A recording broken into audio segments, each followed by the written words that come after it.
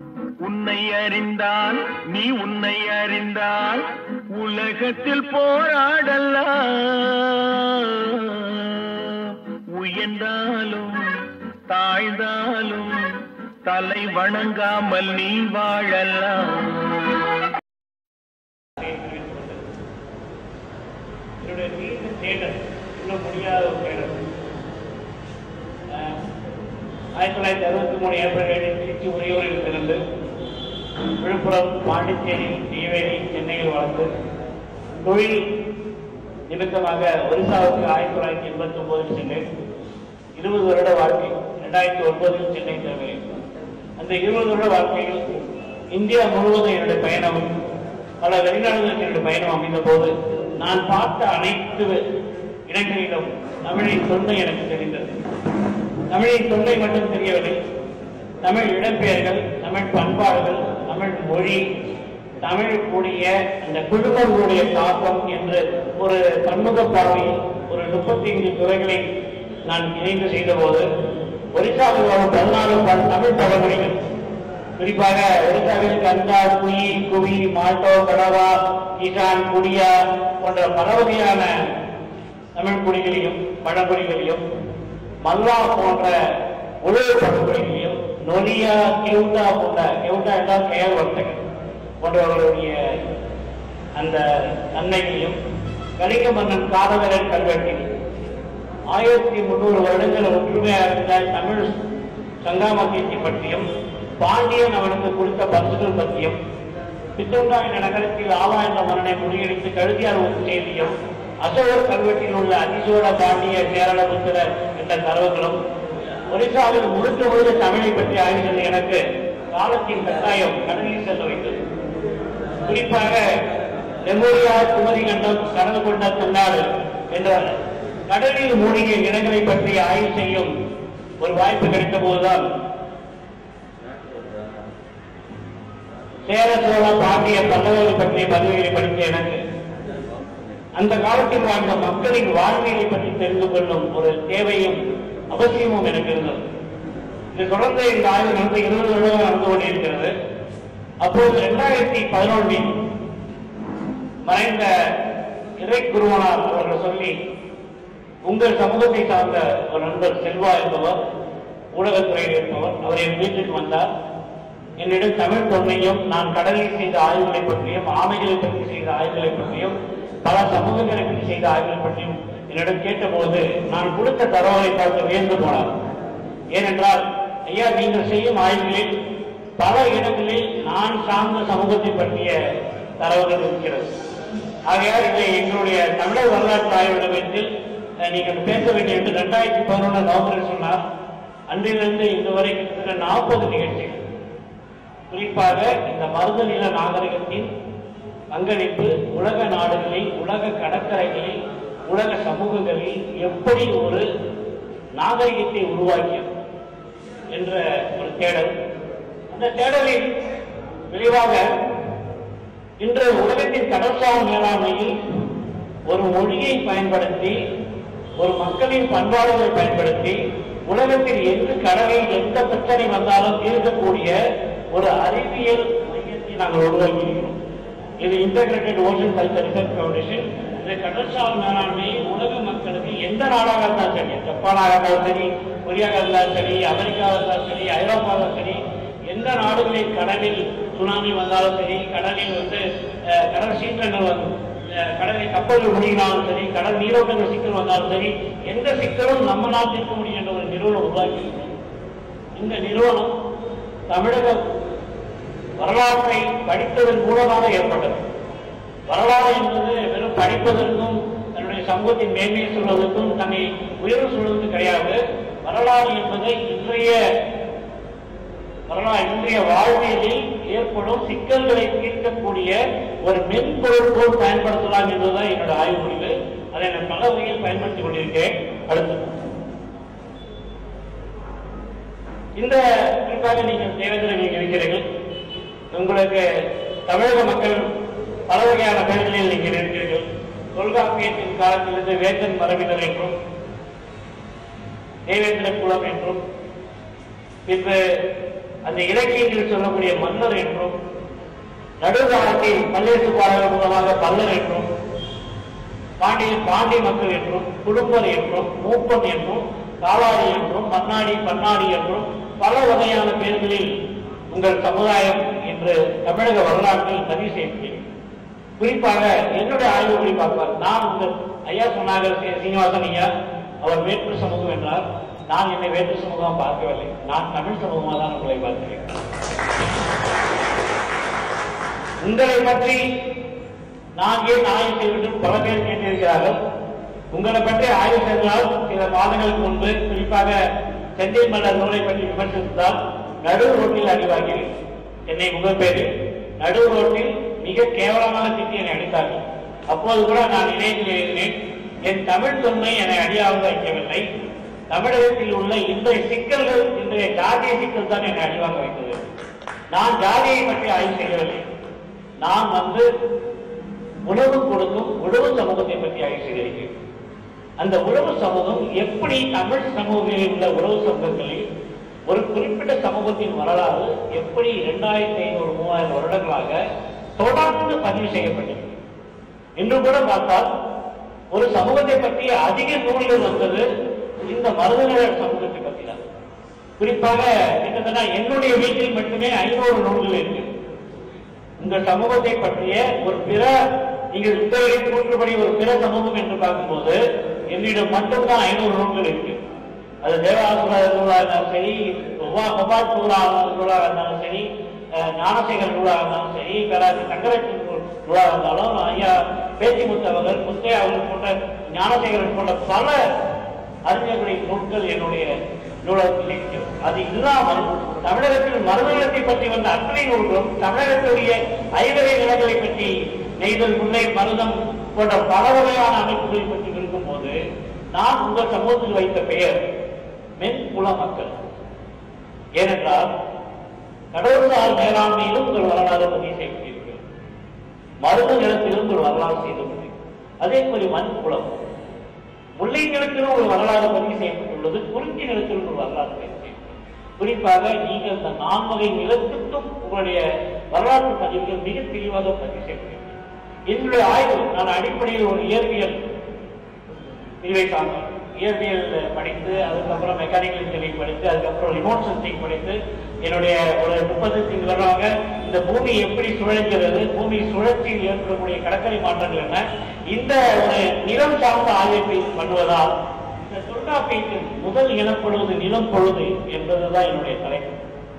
இந்த கடலை வேலையாக கொண்ட இந்த தமிழ் நிலம், மலைகளை அரணாக கொண்ட இந்த தமிழ் நிலம் எப்படி கடல் வழியாக உலகின் மேற்கையும் கிழக்கையும் இணைத்தது, அதை இணைத்த கடவுளிகள் யார், அதை இணைத்த மன்னர்கள் யார், அந்த கடவுளுடைய பயணத்தில் பயணம் செய்த உழவு மக்கள் யார், நெசவு மக்கள் யார், இரும்பு நாகரிகம் யார் என்று பல வகையான பிரிவுகளை, பல வகையான ஒரு பன்முக பார்வைகள் ஆய்வு செய்யப்பட்டுள்ளது.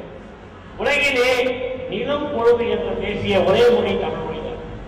நிலம் பொழுது, சிறுபொழுது, பெரும்பொழுது, ஐவகை நிலங்கள் என்று நிலத்தை அடிப்படையாக கொண்டு மனிதனின் வாழ்வியலை படைத்த ஒரே சமூகம் இந்த தமிழ் சமூகம் தான்.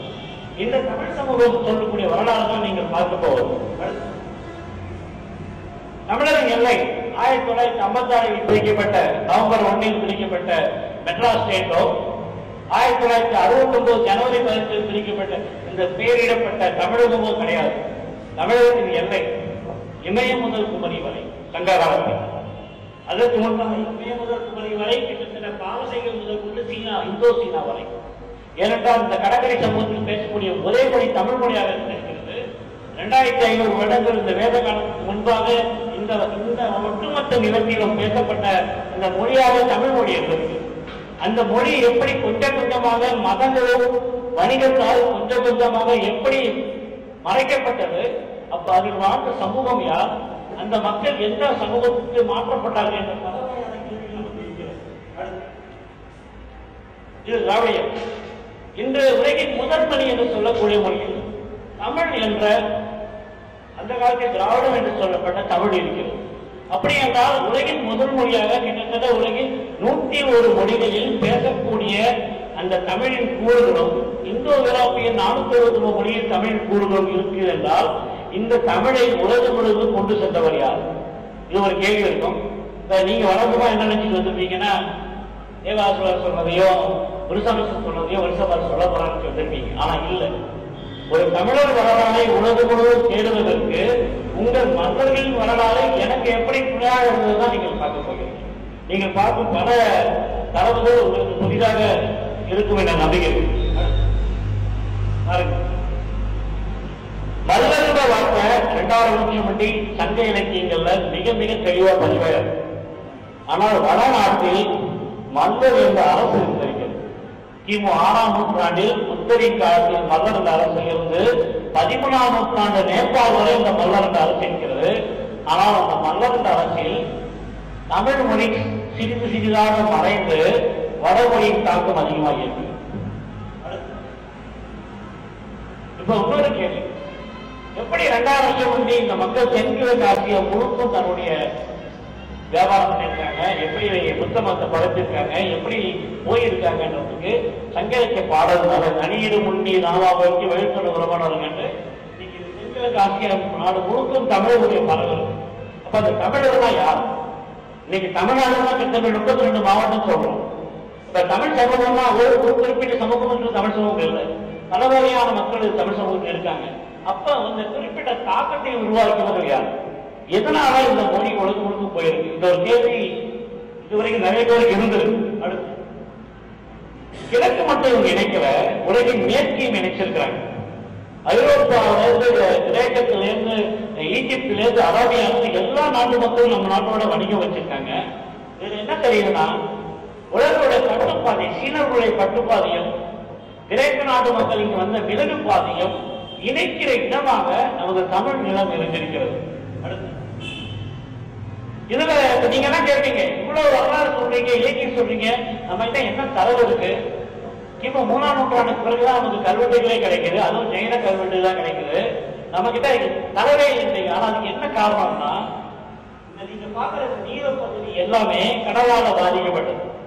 முதல் சங்கம், 2ஆம் சங்கம், 3ஆம் சங்கம் சொல்லிட்டு பல காலத்துல 72 முறைக்கு மேல கடலால பாதிக்கப்பட்டதால அரியலூர் வரைக்கும், அதாவது மனிதன் வாழாத காலத்துல அரியலூர் வரைக்கும் கடல் இருந்திருக்கு, காந்தியூர் வரைக்கும் கடல் இருந்திருக்கு, மனிதன் வாழ்ந்த காலத்துல மானாமதுரை வரைக்கும் கடல் வந்துட்டு போயிருக்கு, இங்க நாகமேரி வரைக்கும் கடல் வந்துட்டு போயிருக்கு. இந்த நீலக்கடல் எல்லாமே கடலால பாதிக்கப்பட்ட பகுதி. இப்ப தமிழ் மொழியை ஏன் நம்ம வாழ்வியல் மொழி சொல்றோம்னா, வடமொழி சொல்றாங்க, கேரளாவில பரசுராமர் கோடாலி வெட்டி அரைச்சி நிலம் உருவாக்கின்றாங்க. ஆனா தமிழ் மொழியில மட்டும்தான் இந்த வையகம் போன்ற வயங்களின் நீ கையகல சொல்லிட்டு அதுதோன்றி மந்தோட காலத்தில் வாழோட முன்தோண்டிய மூத்த அப்படின்னு பதிவு பண்ணிருக்கு. எப்படின்னா, இந்த நிலத்தை சுற்றி இந்த நிலத்தை தூண்டிருந்த கடல் நீர் விலகிறதால அங்க இருக்கிற கடலும் மண்ணும் தோன்றதுக்கு முன்னே எங்க தமிழிடம் தோன்றுச்சுன்னு கிபி 9ஆம் நூற்றாண்டுல புறப்புற வித்வாமாலை எழுதுன அய்யனரியார் பதிவு பண்றாரு. அப்ப இது தமிழ் வந்து ஒரு வாழ்வியல் மொழி. தமிழ் இலக்கியங்களை ஒழுங்கா படிச்சாலே தமிழுடைய வரலாறுல ஒரு பாதி விஷயத்தை நம்மளால எடுக்க முடியும். இது பாருங்க, நான் வந்து ஒரு அறிவியல் ஆய்வுல இருக்கிறவன்றதால புவி ஈர்ப்பு விசை குறைவா இருக்கிறதால்தான் இங்கு மேற்கு தொடர்ச்சி முறையின் வளமும் கடலின் வளமும் கடலில் ஏற்படக்கூடிய பாதிப்புகளும் அதிகமா இருக்கு. வானத்திலேருந்து ஒரு எரிக்கலால கீழே விட முடியுது, இங்கேருந்து இன்னைக்கு அரிக்கோட்டை வந்து ராக்கெட் விட முடியும். இன்னைக்கு அடிப்படையில பூமியில இந்த இடம் அது தன்னுடைய அச்சு வந்து 8 டிகிரி மாறி இருக்கு. அதுக்கு காரணம் புவி ஈர்ப்பு விசை குறைவா இருக்கு. இது ரொம்ப முக்கியமான விஷயம். தமிழர்கள் யார்? இந்த நிலக்கடை வாழ்ந்த மக்களுடைய தொன்மை என்னன்னு எல்லாருக்கும் ஒரு கேள்வி இருக்கு. இந்த 2000 வருஷம் பழசா, இல்ல சிந்துவெளியிலிருந்து வந்தாங்களா, இல்ல வெள்ளாட்டில வந்தாங்கன்னு கேட்கிறப்ப இன்னைக்கு ஆய்வுல, அது ஒரு 4 ஆய்வுல இருக்கேன், 17 வருடங்களுக்கு முன்பாகவே இங்கு விலங்குகள் அல்லாத ஒரு இனம் தோன்றியிருக்கு என்று மெட்ராஸ் ஸ்டோன் ஃபேக்டரி சென்னை சுற்றியுள்ள 179 தொகுதியும் தமிழகத்தில் 600 இடங்களும் நீங்க நிறுவனம் போயிருக்காங்க. கல்கோடாடி இந்த பயன்பாட்டில் இருந்திருக்கு, அதுவும் 17 லட்சம் வருஷமா. இது வந்து இந்த இடத்திலேயே மக்கள் எத்தனை காலமா வாழ்ந்திருக்காங்கிறதுக்கான பதிவு. இது பாத்தீங்கன்னா இவ்வளவு தொன்மையான இந்த மக்கள் யார்? இவங்க இங்கே தான் இருந்தாங்களா, இல்ல கடல் வழியா வெளியே போனாங்களா? உலகத்திலே இன்னைக்கு கடல்ல போனதுக்காக 40,000 வருஷம் பழசு முன்னாடியே மக்கள் கடல்ல போக ஆரம்பிச்சாங்க பதிவா இருக்கு. அந்த கடல்ல போன மக்கள் யார்? முதலாக கடலை பயன்படுத்தி வெவ்வேறு இடங்களுக்கு போன அந்த மக்கள் யார், அந்த மக்கள் பேசிய மொழி என்ன, இது ஒரு கேள்வி உலக ஆராய்ச்சியாளர் எல்லாத்துலயே இருக்கு. இப்ப இங்க ஒரு கடல் ஆய்வாளராக நினைக்கிறேன். இன்னைக்கு பூம்புகார்ல நீங்க வழக்கமா கேள்விப்பட்டிருக்கீங்க, 5 கிலோமீட்டர் தூரத்துல 23 மீட்டர் ஆழத்துல ஒரு யூ வடிவ பில்டிங் இருக்குன்னு கேள்விப்பட்டிருக்கீங்க. ஆனா என்னுடைய 3 வருட தொடர் ஆய்வுல 21 கிலோமீட்டர் தூரம் வரைக்கும் 65 இடங்கள் 45 மீட்டர் ஆழம் வரைக்கும் மூழ்கிருக்கு கண்டுபிடிக்கும். அங்கதான் நீங்க உங்க மக்கள் வருஷம் வருஷம் இந்திர விழா கொண்டாடுறீங்க. இந்த இடமும் ஒரு அறிவு மகாபலிபுரத்துல வேலை பண்ணியிருக்கோம். சதுர்க்கப்பட்ட தமிழ்நாடு முழுக்க என்னுடைய வேலை, இந்தியா முழுக்க கடற்கரை முழுக்க நான் வேலை பண்ணியிருக்கேன். இதுதான் இன்னைக்கு உலக மக்களிடையே வேக வைக்கும். என்னென்றால் பாண்டிச்சேரியில அரிக்கமேடு கிழக்கா 14 கிலோமீட்டர் தூரத்துல 40 மீட்டர் ஆழத்துல 2 கிலோமீட்டர் நீளம் உள்ள மதில் சுவர் நாங்க இங்க என்னுடைய குழு கண்டுபிடிச்சிருக்கோம். அந்த மதில் சுவர் குறைஞ்சபட்சம் 20,000 பழசா இருக்கும் இப்ப தீர்மானம் ஆயிருக்கு. ஏன்னா இது உலகின் முதல் மனிதனால் கட்டப்பட்ட ஒரு கடற்கரை கட்டிட சுவர் பதிவா இருக்கு. இதுக்கு மேல கடற்கரை விளக்கு பதிவா இருக்கு. இதற்கு ஒரு வியப்பு என்னன்னா, இதை பற்றிய தரவுகள் சங்க இலக்கியம் சொல்லக்கூடிய 2000 சொல்லக்கூடிய சங்க இலக்கியத்திலேயே பதிவா இருக்கு. இப்ப சங்க இலக்கியம் பழசா இல்ல இந்த சுவர் புதுசான ஒரு கேள்வி அறிஞர்கிட்ட வந்திருக்கு. சிறுவநாட்டு படையில மணிநீர் வைப்பின் மண்ணினோடு பெயரிய மணிநீர் பணியின் பட்டணம் பதிவார். இந்த இலக்கியம் சொல்லக்கூடிய அத்தனை தரவுகளையும் கடலில் மூழ்கி உள்ள சுவர் இருக்கு. அது இல்லாம சென்னை விஜிபி பக்கத்திலையும் சென்னை சாந்தோம் பக்கத்திலையும் 3 சுவர்கள் கண்டுபிடிச்சிருக்கோம். இன்னொரு 3 சுவர்களுடைய வாய்ப்பு கிடைச்சிருக்கு. அதாவது இந்த தமிழக கடற்கரையில மிகப்பெரிய கடற்கரை விளக்கத்தோடு கூடிய மதில் சுவர் இருந்ததுன்றது எங்க ஆய்வுல கண்டுபிடிச்சிருக்கோம். எவ்வளவு பெரிய சுவர் படிக்கட்டோட இருக்கு பாருங்க. அடுத்து இதை இன்னைக்கு சயின்டிபிக்ல நிறைய செலவு பண்ணி உலகத்தின் முதல் கட்டளை சொல்றதுக்கு என்ன மாதிரி தொடர்ந்து எனக்கு கீழே ஒரு 40 பேர் தொடர்ச்சியா வேலை பண்ணிட்டு இருக்காங்க. உயிர் மனையம் அன்னைக்கு தமிழ் இலக்கியம் இவ்வளவு நாள் தமிழ் இலக்கியப்படி ஆய்வு பண்ணாங்க. இன்னைக்கு தொழில் நுட்ப கலைஞர்கள் உலகம் முழுக்க எல்லாம் சேர்ந்து வச்சு இன்னைக்கு தமிழுடைய வரலாறை ஒரு அறிவியல் தொழில்நுட்பத்தை நாங்க ஆய்வு பண்ணிட்டு இருக்கோம். அதுக்கு இலக்கியம் தான் எங்களுக்கு துணை நின்றது. இது ரொம்ப வேறு. பாண்டிச்சேரி பேர் ஏன் வந்து தெரியுங்களா? யாரும் சொல்ல முடியுமா? இப்ப என்ன பண்றாங்க, தமிழ் அறிஞர்கள் சேர்ந்து பாண்டிச்சேரி புதுச்சேரி மாத்திட்டாங்க, புதுவை மாத்திட்டாங்க, புதுச்சேரி மாத்துறாங்க. பாண்டிச்சேரிக்கு என்ன பேரு? ஏன் அந்த பேர் வந்து? பாண்டி மக்கள் சேரும் இடம் மக்கள். அந்த துறைமுகம் பாண்டிய நாட்டு வசம் இருந்தது. அதுக்கு காரணம் அரிக்கமேடு ரோம நாட்டையும் கிரேக்க நாட்டையும் ஆப்பிரிக்கா நாட்டையும் ஈஜிப்தியம் அரேபியத்தையும் பாரசீகத்தையும் ஒருங்கிணைச்ச ஒரு பட்டணமாக அரிக்கமேடு இருந்திருக்கு. இதுல இன்னொரு வேறு என்னன்னா, 8 கிலோமீட்டர் தள்ளி அதே பாண்டிச்சேரியில நரம்பங்கிடத்துல தென்கிழக்கு ஆசியாவை இணைக்கக்கூடிய ஒரு துறைமுகம் இருக்கு. அதாவது பாண்டியர்களுடைய திறன் எப்படி இருந்திருக்குன்னா, சீனர்களுக்கு கிரேக்கர்கள் தெரியாது, கிரேக்கர்களுக்கு சீனர்கள் தெரியாது. ஆனா பாண்டிய மக்களுக்கு 2 பேருமே தெரியும். உலகின் மேற்கு பகுதியும் தெரியும், கிழக்கு பகுதி தெரியும். அந்த ஒரு பிரிப்பான சூழலை இந்த மக்கள் வச்சிருந்தாங்கன்றதுக்கு இதுதான் நமக்கு மிகப்பெரிய தரவா இருக்கு. இது குமரிக்கடல்ல குறிப்பா இந்த தென்புற காவல் சொல்லக்கூடிய பாண்டிய நாடு எப்படி முதல் சங்கம், 2ஆம் சங்கம், 3ஆம் சங்கம் கடல்ல முழுகிச்சுன்றத என்னுடைய குழு தொடர்ந்து 7 வருஷமா பண்ணிட்டு இருக்கு. பல தடவை உயிருக்கு போராடி உயிரை பணைய வச்சு இந்த ஆய்வு பண்ணிட்டு இருக்கோம். அடுத்து இந்த 11,560 சதுர கிலோமீட்டர் இடம் கடலுக்குள்ள முடிகிறது கண்டுபிடிக்கிறோம், கண்டுபிடிச்சிருக்கோம். அதுல ஒரு 7 இடங்கள் இடிபாடு கண்டுபிடிச்சிருக்கோம். ஒரு முழுகி போன தீவு 22 கிலோமீட்டர் அகலம் 44 கிலோமீட்டர் தீவை கண்டுபிடிச்சிருக்கோம். அதுக்கு மரிக்கினால் டாலமி பேர் வச்சிருக்காரு. அதற்குரிய பதிவு நம்ம சிலப்பதிகாரத்துல பக்குள்ளி அரசு பெருங்கடற்கொள்ள பதிவு இருக்கு. இது இல்லாம மணப்பாடுலேருந்து விழிஞ்ச வரைக்கும் மொழிக்கூட இடம் இல்லாம கிட்டத்தட்ட இந்திய பெருங்கடல் மொழிகள் பல இடத்துல கண்டுபிடிச்சிருக்கு. இதுல ஒரு கேள்வி இருக்கு, நம்ம இதுவரைக்கும் படிச்சது அரசர் வரலாறு. ஆனா அங்க வாழ்ந்த மக்கள் யார், அவங்க என்ன தொழில் பண்ணாங்க, அவங்க நிலைமை என்ன ஆச்சு, இந்த அடிவாரம் என்ன ஆச்சு, அவங்களுடைய கதைகள் என்ன, வாழ்வியல் கதைகள் என்னதான் நான் தொடர்ந்து தேடிக்கிட்டு இருக்கேன்.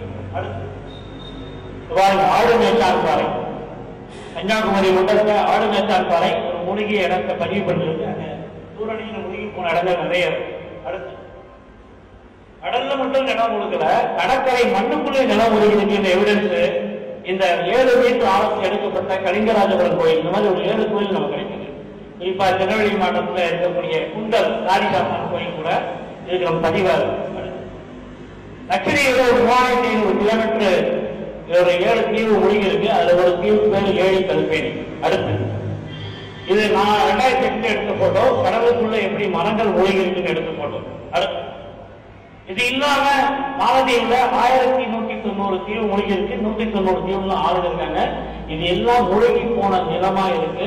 இது மீன்கள் இனப்பெருக்க இடமா இருக்கு. இதுதான் உலகத்தை இந்த ஆய்வு நான் மட்டும் தான் பண்ணிட்டு இருக்கேன். குறிப்பா 2 ஆய்வு. இந்த ஆய்வு முழுகி போன இடங்கள் மீன்கள் இனப்பெருக்க செய்யக்கூடிய இடங்களா மாறி இருக்கு ஆய்வு தெரிவிச்சிருக்கேன். அதனால சித்தம் கொடுத்தான் சீதா காந்தின்ற மாதிரி தமிழ் மக்கள் அழிஞ்சு கூட அந்த நிலம் இந்திய மக்களுக்கு பயன்பாட்டை கொடுத்துருக்கு. இதுதான் ரொம்ப ஆச்சரியம். சோழருடைய வரலாறு சொல்லுது, செப்பேடு சொல்லுது, கல்வெட்டு சொல்லுது. முன்னீர் பழத்தீவு பன்னீர் ஆயிரம் பதிவு பண்ணிருக்கு. பன்னீர் ஆயிரம் 20,000 72ல சேட்டலைட்ல டேட்டா பண்ணி சொல்லியிருக்காங்க. இன்னை வரைக்கும் டேட்டால இந்திய பெருங்கடல 20,000 தீவுகள் இருக்கு, 9,000 தீவுகள் மூழ்கி இருக்குன்றாங்க. ஆனா அந்த 20,000 தீவுகள் இருந்தத 1000 வருஷம் முன்பு நம்ம சோழருடைய செப்பேடுகள் பதிவு பண்ணியிருக்கு. இடிந்த கரை. அடுத்து இது பெருமளவு கிராமத்துல பயன்படுத்துற அம்மி, கத்தரிக்கு கீழே தம்பி. அப்ப நம்ம பெண்கள் எந்த அளவுக்கு ஒருமையான பாருங்க. அடுத்து இதுதான் ரொம்ப முக்கியம். ஒரிசால நான் 20 வருஷம் இருந்திருக்கேன், நிறைய ஆய்வு பண்ணிருக்கேன். இந்தியாவில மிக நீளமான இந்த அனந்த சைனம் ஒரிசால தான் இருக்கு. ஆனா இந்த சைனத்தை செஞ்சவர் யாரு பாக்குறப்ப ஒரிசாவுடைய முதல் பெண் இளவரசர் திரிபுவன மகாதேவி. அவங்க அப்பா யாரு பார்த்தா ராஜ மல்ல தேவராயன். நந்திவர்மனுக்கு கீழே இருந்த ஒரு மல்ல அரசன். அவன் கொங்கு நாட்டு அரசனா இருந்தான். ஒரிசா வரலாறுல எப்படி இந்த மல்லா சொன்னாங்கிறதுக்கு இதெல்லாம் ஒரு முக்கிய ஒரு ஆதாரம். அவர்கள் உணவையும் போரையும் அடிப்படையாக கொண்டவர். அடுத்து இந்த ஈஸ்டர் ஐலாண்டில் இருக்கக்கூடிய அந்த எழுத்து குறியீடும் எழுத்து குறியீடும் தமிழ் பானை ஒழுங்கு எழுத்துக்கூடிய ஒரே மாதிரி. அடுத்து இது ரொம்ப முக்கியம். தென் அமெரிக்காவில இருந்து தென் ஆப்பிரிக்கா வரைக்கும் இந்த தீவுகளில் பேசக்கூடிய மக்கள் ஒரு குறிப்பிட்ட மொழியை பயன்படுத்தாங்கன்றது 1784 சொல்றாங்க. அந்த மொழி தமிழ் மொழியா இருக்கு. இதுதான் இது உங்களுக்கு தேவையான விஷயம். ஆஸ்திரேலியால 40,000 வருஷமா மக்கள் தனியார் ஆகலாங்கன்னு எதாவது சொல்றாங்க. இது என்னன்னா ஆஸ்திரேலியால 40,000 வருஷத்துக்கு முன்னதாக சொல்லக்கூடிய இடத்துல இருக்கக்கூடிய பழங்குடிகள் பேசுற மொழியில அஞ்ஞான்ற வார்த்தை பதிவு. அதே சமயத்துல அதுக்கு பின்னாடி இருந்த மக்கள் பேசக்கூடிய மொழியில ஆயின்ற வார்த்தை பதிவு. அதுக்கு பின்னாடி இருக்கக்கூடிய அதாவது குறிப்பா இந்தோனேஷியாவுக்கும் அந்த ஆஸ்திரேலியாவுக்கும் பக்கத்தில் இருக்கக்கூடிய இடத்துல ஆக்கா என்ற சொல்லும் அன்னை காலத்தில் ஒரு 4000 வருடங்களாக ஆஸ்திரேலியாவில் இருக்கக்கூடிய பழங்குடியில சொல்லுங்க அம்மா என்ற சொல்லு பதிவு. ஒரு அம்மா தாயை குறிக்கக்கூடிய 4 கால பரிணாம நிலையை கொண்ட ஒரு பெயர் ஆஸ்திரேலியால 40,000 வருஷத்துக்கு மேல பதிவா இருக்கு. இந்த சொல்லுள்ள சமூகம் தமிழருக்கு என்ன சமூகம் சொல்லுங்க. இந்த 4 வகையான இந்த குளத்தை அடங்கிய ஒரே சொல் நல்ல சமூகம் தான். வேற நானும் தேடி பார்க்கிறேன், எங்களுக்கு கிடைக்கல. இந்த கூட்டங்கள் குளங்கள் தேடி பார்க்கிறேன், கிடைக்கல. இது இந்த தென்புலர் காலம் சொல்லக்கூடிய பாண்டிய நாடு எப்படி உலகத்துக்கும் பண்ணிருக்காங்க பாருங்க. அடுத்து பினிஷியமா உலகத்தை முதல் கடவுளைன்னு சொன்னாங்க. இன்னைக்கு ஆவியில அவங்க பனையடிகள் சொல்லி சொல்றாங்க. ஆனா இன்னைக்கு அதற்கு முந்தைய தமிழ் சமூகத்தை பத்தி நமக்கு ஆய்வு கிடைச்சிருக்கு. இந்த சுமேரியாவில் இருக்கக்கூடிய எல்லா ஊரும் அங்க வாரணன் ஓடப்போனான்னு போய் தான் நாகரிகம் உருவாக்குறது பதிவா இருக்கு. இந்த சிந்து சமூகத்தில் பாண்டின்ற பேரு, வஞ்சின்ற பேரு, கொற்கைன்ற பேரு ஒரு 650 ஊர் தமிழ் பேர் இருக்கு. இதை என்னுடைய நண்பர் பாலகிருஷ்ணன் ஐஏஎஸ் ஒரிசால ஆய்வு பண்ணாங்க. நானும் எனக்கு அவருக்கு ஒரு 22 வருட தொடர்பு. இந்த ஆய்வுல 650 தமிழ் பேர்கள் சிந்துவெளியில இருக்கு. அதே மாதிரி அரேபியாவில் இருக்கக்கூடிய எல்லா பழைய ஊர் பேர்களும் தமிழ் பேர்கள் இருக்கு. அரேபியால தாமத்து இஸ்லாம் வரத்துக்கு முன்னாடி தாமத்துன்ற ஒரு மொழி இருந்ததும் நமக்கு தொடர்பையும் நல்லா பதிவா இருக்கு. ஈஜிப்துக்கு நமக்கு கிட்டத்தட்ட 4000 வருட வரலாறு அங்க இருக்கக்கூடிய லேண்ட் ஆஃப் ஃபுட் என்ற விஷயத்துல பதிவா இருக்கு. அங்க தமிழ் பானை ஓடுகள் நிறைய கிடைச்சிக்கிட்டே இருக்கு. இதுதான் ரொம்ப ரொம்ப ஆச்சரியம். கிரேக்க நாடு பத்தி கேள்விப்பட்டீங்க. அதே சமயத்தில் சிலப்பதிகாரத்திலையும் பட்டணப்பாதையிலையும் மதுரை காஞ்சிலையும் யவனர்கள், கிரேக்கத்தை சார்ந்த யவனர்கள், அயோடியர் சொல்லக்கூடிய யவனர்கள் நம்ம நாட்டு காவல்காரனா வேலை பண்ணதை கேள்விப்பட்டீங்க. ஒரு வெளிநாட்டுக்காரன் எப்படி நம்ம இடத்துல காவல்காரனா இருந்திருக்க முடியும்? நம்ம போய் எங்க அரசாங்கம் மட்டுமே காவல்காரனா இருந்திருக்க முடியும். அப்படி பாக்குறப்ப கிரேக்க வரலாறுல குறிப்பா கிரீட் என்ற ஒரு பழைய தீவுல, சொன்ன தீவுல அங்க இருக்க திருமலையில் பேசக்கூடிய மொழி பேசக்கூடிய மக்கள் மீனவன் என்ற வம்சத்தை சார்ந்த பாண்டியன் என்ற மன்னன் அரசாங்கம். கிரேக்கத்துல 3000 வருஷம் முன்னாடியே பாண்டியன் என்ற மன்னன் அரசாங்கம் இருந்தால் மட்டுமே சிலப்பதிகாரத்துக்கு பண்ணப்பாளையம் சொல்லக்கூடிய யவனர்கள் காவல் செய்யக்கூடிய நிலை நமக்கு ஏற்படும். நல்லா பாருங்க. அடுத்து இந்த பாண்டியன் 2, பாண்டியன் 1 மண்டையில பாண்டியன் 2 பதிவா இருக்கான். அவருடைய 4 பேர் என்னன்னா மல்லாசா பேட்டர்ஸ், கிழக்கிலிருந்து வந்தவங்க என்ற பொருள்ல கிரேக்கத்துல அந்த பாண்டியர்களுக்கு கீழே மல்லாசா சொல்லக்கூடிய உழவை சார்ந்தையும் கிழக்கை சார்ந்த மக்கள் அரசாண்டு இருக்காங்க. அதனால்தான் கிரேக்க மொழியில தமிழ் கூடிய சொற்கள் இருக்கு. துகி போற சொற்கள் நிறையவே இருக்கு.